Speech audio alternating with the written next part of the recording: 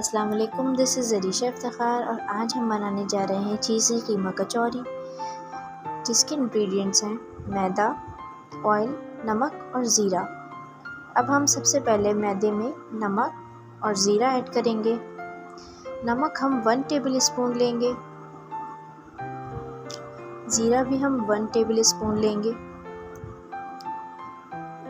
और ऑयल हम 2 से 3 टेबल स्पून ऐड कर देंगे और इसको हम पानी की मदद से हल्के हाथ से गूंद लेंगे। 10 से 15 मिनट छोड़ देंगे। अब हम अपने कीमे की तरफ आते हैं। उसके इंग्रेडिएंट्स हैं शान मसाला, मैं हमेशा अपने खानों में इस्तेमाल करती हूँ। सबसे पहले हम इसमें ऑयल ऐड करेंगे। उसके बाद हम उसमें लहसुन पेस्ट 1 से 2 टेबल स्पून ऐड करेंगे। अच्छी तरह भुन जाने के बाद हम इसमें कीमा ऐड करेंगे। कीमे में हम सबसे पहले नमक ऐड करेंगे। नमक के बाद हम इसमें चिली सॉस ऐड करेंगे 1 टेबल स्पून।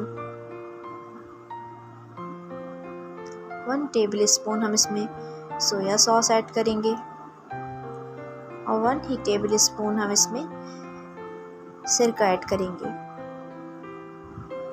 अब मैं शान का चिकन तंदूरी मसाला ऐड करूँगी।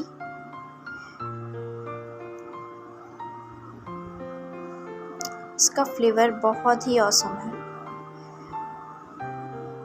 इसके बाद हम इसे मिक्स करने के बाद चीज़ को क्रश करके रखेंगे, प्याज और ये हरा धनिया। अब ये अच्छी तरह भुन जाने के बाद हम इसमें प्याज ऐड कर देंगे। उसके बाद हरा धनिया ऐड करेंगे।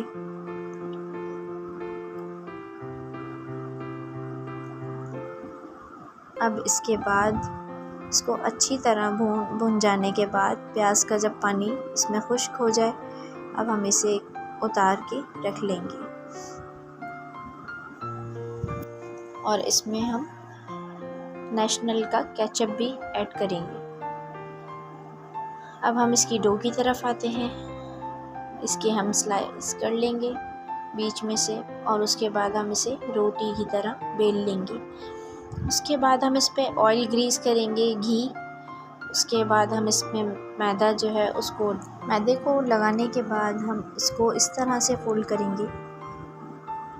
हल्के हाथ से फोल्ड करना है और उसके बाद हम इसे फोल्ड करके अब हम इसे हमारे जितने भी पेड़े हैं उनको बना के हम इसको रख लेंगे। बीच में से इसे हम कट भी करेंगे। इसमें से हम 2 पीसेस कट कर लेंगे और इस तरह हम अपने काफ़ी सारे पेड़े बना सकते हैं, ये आप देख सकते हैं। उसके बाद हम इसे हल्के हाथ से बेलेंगे। उसके बाद हम इसमें चीज़ ऐड करेंगे और कीमा। स्टेप बाय स्टेप हम इसे चीज़ और कीमे को डालते रहेंगे और हम अपनी कचौरियाँ तैयार कर लेंगे। अब हम इसे ऑयल गरम करके फ्राई कर लेंगे। सारी फ्राई करने के बाद आपके सामने मज़ेदार कचौरियाँ तैयार हैं। अगर आपको मेरी वीडियो पसंद आई हो तो इसे लाइक और शेयर ज़रूर कीजिएगा, कमेंट में ज़रूर बताइएगा और मेरे चैनल को सब्सक्राइब ज़रूर कीजिएगा। अल्लाह हाफ़िज़।